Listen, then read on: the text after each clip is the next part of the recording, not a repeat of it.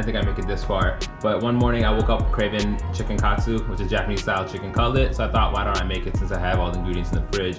Along with that, there's a side salad that's gonna come in part 2. So let's get started. So what I'm gonna show you guys today is how to pound down a chicken thigh to get it evenly sized. Again, some of these are thicker on each side, so you wanna kind of bring it to a even layer so it fries very evenly. You don't have one side cooking faster than the other one, drying it out. I'm using chicken thighs, which are really hard to dry out, but it's still worth it to make it evenly sized to just cook at an even time. So what I'm doing is I'm just putting on a cutting board with a plastic wrap on top. I'm just gonna use a heavy pan, so I have a mini cast iron. What you just do is you take it and you just pound it down until you kind of even out. So now you can see like the thickness is becoming even. So it's a little bit more thicker on this side. So I'll just kind of take it on that side. And bam, there you go. We have an evenly flat piece of chicken. Let me show you all.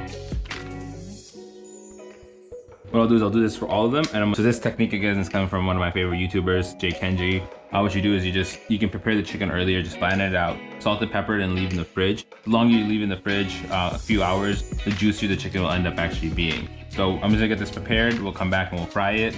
And it's a pretty quick meal you can have anytime. It's frying time, or actually it's breading time. So we got a 3 breading setup going. We have all-purpose flour. We have 3 egg yolks in here and panko breadcrumbs. The panko breadcrumbs are useful just because it will add a little bit more crunchiness to the chicken itself. And I have some oil heating up in the pan over here. This is just a 12-inch skillet with some olive oil in there. I'm not going for vegetable oil, and I'm not going to heat it too high where the olive oil burns. So when we're breading, they always recommend when you're breading, they always recommend doing like the dry hand, wet hand technique. But I always mess that up. I always have just eggs and breadcrumbs in each hand. So let's see. So we got this pretty much coated. So once you do the first breading and then you do the egg, this way see, already messed it up. So the egg wash will help the breadcrumbs adhere to it, and then what we'll do is we'll just rest it on the side before we start frying. So I guess I'm switching my wet hand, my dry hand. But this one's again is getting wet again still. So you want to make sure it's all covered. I hope I have enough breadsticks for this. And I'm making a mess. Fun stuff.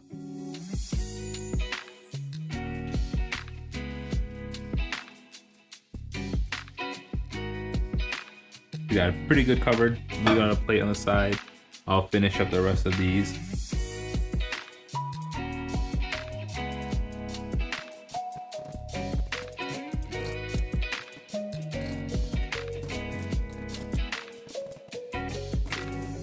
We're done breading the chicken. As you can see, I failed on the 2-handed technique. My whole hands are covered with breadcrumbs. I'm just gonna clean this area up and then we'll fry the chicken while the oil is heating up. The frying station ready to go. Got the chicken, we got the oil heated up. I used a thermometer, but it kind of failed, so it might be a little bit over 350, but you want to keep it around 350 to get a good frying temperature, and then I have a place to dry the chicken. So what we're gonna do is just take a piece of chicken, just lay it, we're gonna pan fry this, like shallow fry this, so we're not gonna go we're not deep frying it, which we're doing is we're not deep frying the chicken. I hate deep frying, it's just too much oil. It starts smelling like oil everywhere. We're just gonna pan fry this, which is nice to have. And then we're just gonna let it go for about 2-3 minutes on one side, since this is a pretty big, thick piece of chicken. We can put some of the smaller ones on the sides too. You just wanna shake it, so since there is enough oil, you can still see it moving. So you just wanna get it crunchy, so we're just gonna let that go for a couple of minutes until it's ready to flip.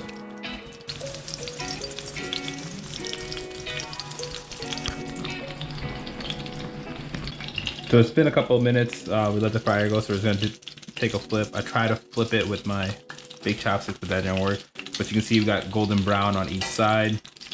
What I might do with the next piece is use the small cast iron to kind of put some weight down. So this one, you check, it's still going. So you can let this go. The problem with my stovetop is that it's pretty uneven heat. This side usually ends up being hotter. So work with your pans, work with your stovetops to make sure if you need to move it around, if one side is hotter than the other, make sure to move it around so you can get even cooking on all the chicken. So the chicken's ready to go. I switched out the plate for a tray with a grill on top. This way, when you rest the chicken, it doesn't get soggy from the bottom side of it. So again, these pieces are both done. I'll just put them to the side and I'll fry up the rest of the pieces because it's hard to get to the few inches at the bottom. So you can see it's really crunchy. You can kind of hear that crunch. Once you do take a pan off, once you take the chicken off of it, you just want to take a little bit of salt, sprinkle it over it. This makes it adhere to the chicken itself and will lead to not salted chicken, which is the worst thing to have. I'm gonna fry up the rest of it and then we'll plate.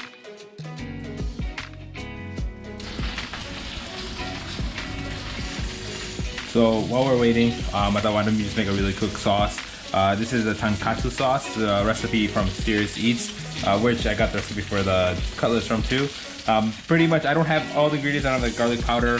I have some onion powder, some cayenne. I don't have Dijon mustard. So you kind of just mix things in and out. So I'm not saying this is an authentic sauce, but I'm just using what I have. I'll link the recipe for the actual sauce on the description. But what I'm using is about probably 2 tablespoons of ketchup. I'm gonna put some onion powder in there.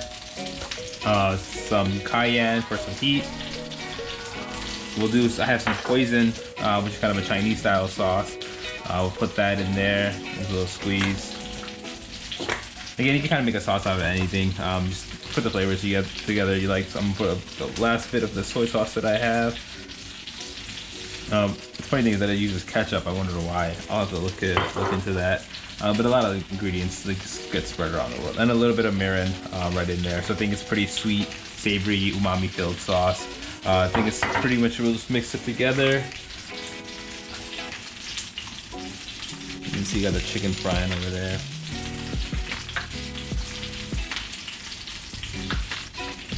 Let me give it a little taste. Too ketchupy. I'm gonna put a little bit more mustard in there. I forgot the mustard. Yeah, it's probably what will make it really good. There's just some like deli mustard.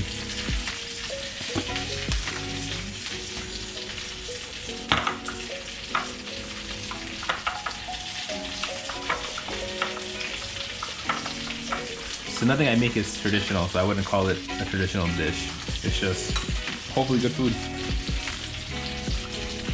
Yeah, that's way better.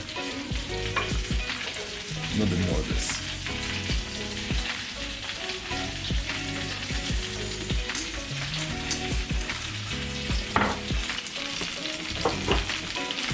And a pinch of salt.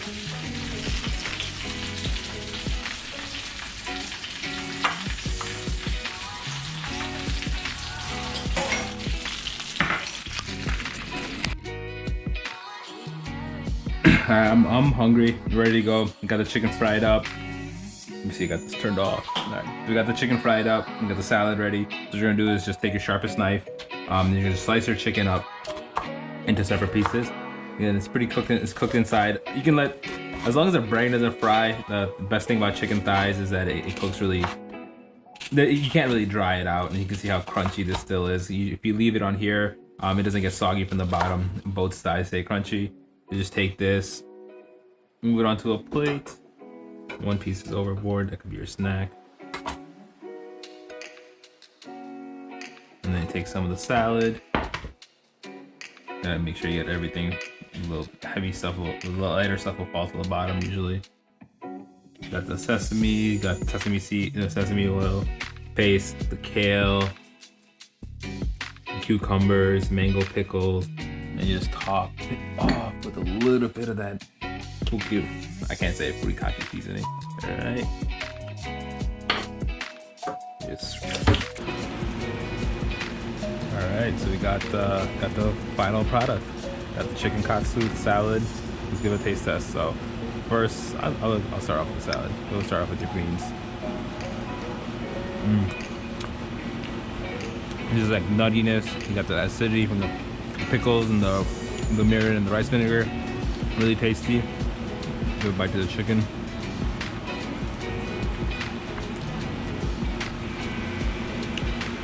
Perfect. Perfectly salted. You got the crunchiness from the panko breadcrumbs. And this is one of those recipes where you don't need to add a lot of seasoning to get a lot of flavor.